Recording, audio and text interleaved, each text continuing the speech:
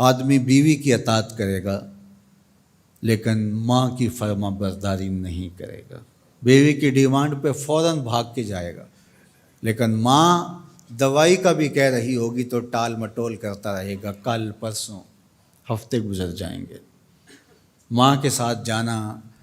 اس کو پسند نہیں ہوگا، ماں کی خدمت میں رہنا، اس کے پاس بیٹھنا اس کو پسند نہیں ہوگا، ماں دھکے سے بیٹوں کو بیٹیوں کو اپنے پاس بٹھائے گی لیکن بیٹھنا پسند نہیں ہوگا۔ وہ ادنا صدیقہ ہو وہ اقصا آبا ہو، دوستوں کے ساتھ بیٹھ کے گپ شپ لگانا مرغوب ہوگا، باپ کے ساتھ بیٹھنا پسند نہیں ہوگا، باپ کے پاس اولادیں نہیں بیٹھیں گی۔ اور یہ جو مصیبت آئی ہے اس نے تو گھر کے اندر بھی پاس بیٹھی اولاد کو بھی ماں باپ سے چھین لیا ہے، وہ وہاں بیٹھ کر کے بھی حاضر باش نہیں ہوتے۔ آپ کو اس دن میں نے درس قرآن میں جو مضمون رکھا تھا اس میں ایک لفظ تھا وَبَنِينَ شَهُودًا،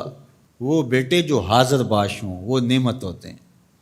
جو باپ کی خدمت میں بیٹھے ہوں، باپ کے پاس بیٹھتے ہوں، باپ کے ساتھ جڑے رہتے ہوں، وہ نعمت ہوتے ہیں، اور جو باپ سے جان چھڑاتے رہتے ہوں، جی چراتے رہتے ہوں، پھنس گئے تو 2 منٹ بیٹھ گئے ورنہ نہیں۔ بالخصوص بوڑھے بزرگوں کے پاس تو اس دور کے اندر کوئی بیٹھنے کے لیے تیار نہیں ہوتا، وہ ترستے ہیں کہ ہماری اولاد ہمارے پاس بیٹھے، لیکن اولاد کی دلچسپیاں ہی کوئی اور ہیں، وہ انہیں اولڈ فیشن سمجھتے ہیں، پرانے زمانے کے لوگ دقیانوس، ان سے ہم بات بھی کیا کریں، یہ ہمارے زمانے کی باتیں نہیں سمجھتے۔ جب تم ان کے زمانے کی باتیں نہیں سمجھتے تھے،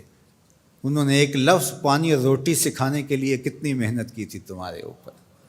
تم تو کچھ بھی نہیں سمجھتے تھے، تم تو حرف و صوت سے آشنا نہیں تھے، تم تو لفظوں سے آشنا نہیں تھے، انہوں نے کتنا وقت دیا اور ایک ایک حرف، ایک ایک لفظ، ایک ایک ہجا تمہیں بتایا، اور آج تم کہتے ہو یہ دقیانوس ہیں۔ تو کہا یہ قرب قیامت کی علامت ہے کہ دوستوں کے پاس بیٹھنا مرغوب لگے گا، محبوب لگے گا، ماں باپ کی صحبت میں بیٹھنا اولاد کی تباہ میں نہیں ہوگا۔ وَسَادَ الْقَبِيلَةِ فَاسِقُهُمْ، اور قبیلے کا جو سردار ہے وہ فاسق و فاجر ہوگا۔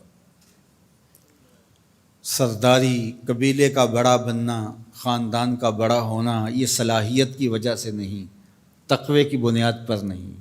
یہ چالاکی، مکاری، فسق و فجور کی وجہ سے، اس لیے کہ جس طرح کی قوم ہوگی اس طرح کے ان کے حکمران ہوں گے۔ کسی نے حجاج بن یوسف سے کہا تھا کہ تو نے حضرت عمر کا دور خلافت دیکھا ہے،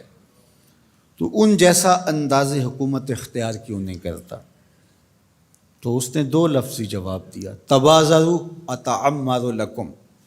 اس نے کہا تم ابو ذر غفاری بن جاؤ، میں عمر بن جاتا ہوں۔ جب رعایا ابو ذر غفاری جیسی ہوتی ہے تو حکمران عمر فاروق جیسے ہوتے ہیں۔ جب ہم چور ہوں گے، ہم خائن ہوں گے، ہم بدکار ہوں گے تو اوپر رحمتوں کی چھتڑیاں تو نہیں تانی جائیں گے، اوپر بھی پھر یہی کچھ ہوگا۔ ایک روایت میں آتا اعمالکم امالکم، تمہارے اعمال ہی تمہارے حکمران ہوں گے۔ فرمایا کہ وہ اس بات پہ قادر ہے کہ وہ تمہیں اوپر سے بھی عذاب دے سکتا ہے، وہ چاہے تو نیچے سے بھی عذاب دے سکتا ہے۔ حضرت عبداللہ ابن عباس رضی اللہ تعالیٰ عنہ فرماتے ہیں اوپر کا عذاب یہ ہے تمہارے حکمران نااہل ہوں، اور نیچے کا عذاب یہ ہے تمہاری اولاد نافرمان ہوں، اور تم ایک دوسرے سے لڑنے لگ جاؤ، ایک خاندان کے لوگ شریکہ برادری کے نام سے ہر وقت ایک دوسرے کی ٹو میں رہیں، یہ عذاب نہیں تو اور کیا ہے؟ ہر وقت بھائی بھائی کو نقصان پہنچانے کے چکر میں رہے،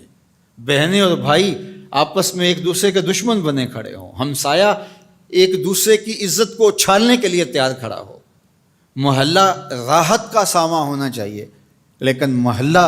آپس میں ایک دوسرے کی عزت کو پامال کرنے کے لیے تلا ہوا ہو، خاندان، برادریاں جو کہ وحدت کی علامت ہونی چاہیے، یہ ایک دوسرے کو اذیت دینے کے لیے، تکلیف پہنچانے کے لیے، ٹو میں رہنے کے لیے، کسی کے عیب کو اچھالنے کے لیے، کسی کی بہن بیٹی کی آبرو کو اچھالنے کے لیے ہر وقت اسی چکر میں ہو، تو کیا یہ عذاب نہیں ہے کہ تم اپنے گھر میں بھی محفوظ نہ ہو؟ خاندانی لڑائیاں، شریکہ برادریاں، ان کی باہمی لڑائیاں، یہ فرقوں کی لڑائیاں، سیاسی جنگ و جدل، یہ کیا ہے؟ یہ اللہ کے عذاب کی ناراضگی کی صورتیں ہیں۔ اللہ تعالی ہمیں سچی توبہ کی توفیق دے۔